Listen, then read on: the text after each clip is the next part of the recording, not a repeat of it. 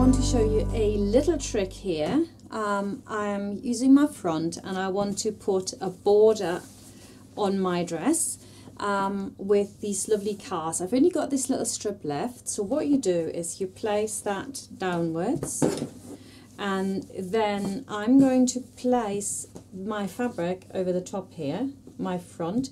I don't want to cut too much of it because I need it for the back obviously as well, and I just haven't got any more, so I need to cut it where it comes, and I'm just going to cut this out now on this bit.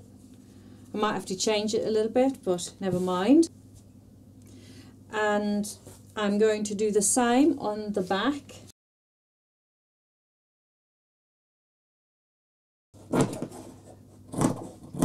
It would be nice if I could do it in one way around and those cars would just wrap around, but they won't. So I can't do that, so that's fine. So that's going to go on my back, and the only thing I need to sort out now is this needs to, of course, line up a bit, right? So I'm now going to mark the height of this, and basically what I'm going to do is I'm going to cut straight over.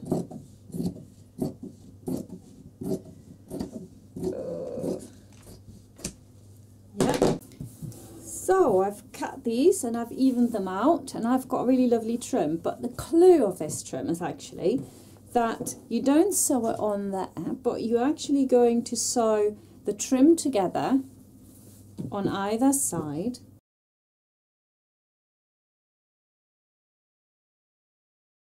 So I am also going to make my own bias binding for my seam finish. So I've explained this before in other videos, but just in case you don't know how this works, it is very, very easy. You fold your fabric over so you get a right angle, and that would then be a 45-degree angle.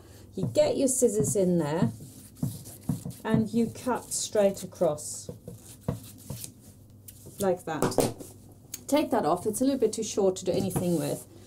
And then you just simply place the fabric on top of each other here, instead of cutting these endlessly long strips and loads of them. And then I'm going to just wrap this over here.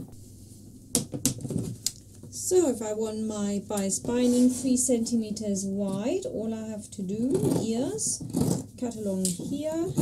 Okay, I've got, I think I'll do that one again. I've got my little polka dots, and they actually will line up, won't they? So that's quite an easy way of doing it. I'm just going to cut along my bias here, and I can put this away. And now to prepare my bias binding, I think that's long enough, I don't need to join them. What you do is you iron it in half,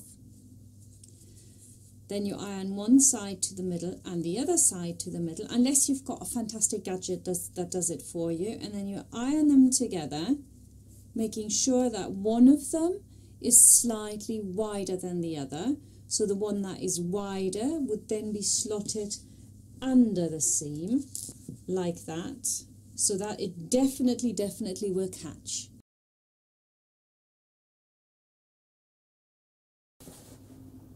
Right, I just want to show you the part here that is different to the dress. So what you need to do is we're actually going to sew, and observe this homemade bias binding. That's really lovely. I like it a bit funky, really, I have to say. And then this part here, if we turn the dress to the right side, we want the hem to be on top of each other. So what I always do, and what is the easiest way to get this right, is to say, okay, this is how it goes, right? I know I want this to come to the outside, so how do I do that? And it's a little bit different. So you roll it back and you place it onto the side that you need it to be on. And actually this one rolls from the inside to the outside. Okay, so what I'm going to do is basically place, look at this, you have seam on seam, which normally would be wrong, but in this case of course it's right. You pin this all the way along and just simply sew it. Right, so now I've got this attached. We're going to do a little bit of understitching, which makes sure that this seam allowance here can't roll out. So what I want is for this to sit on this without rolling out. Yeah, so I need to stitch my seam allowance onto the red stuff, yeah, so that it can come out. So turn it over, move your seam allowance in, and then top stitch fairly close to the edge, about 2 mil all the way along. And now I've understitched it. You can see that here close to the edge, and that makes sure that nothing can roll out.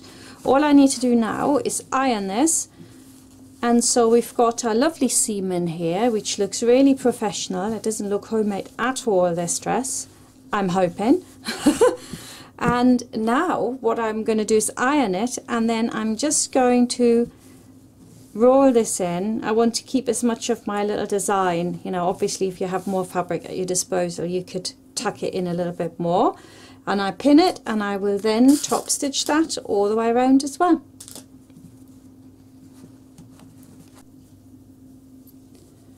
And I could use red again, but I've run out of red, so I've got this top stitching thread. It's quite thick from Coats Limited. It's quite a nice one.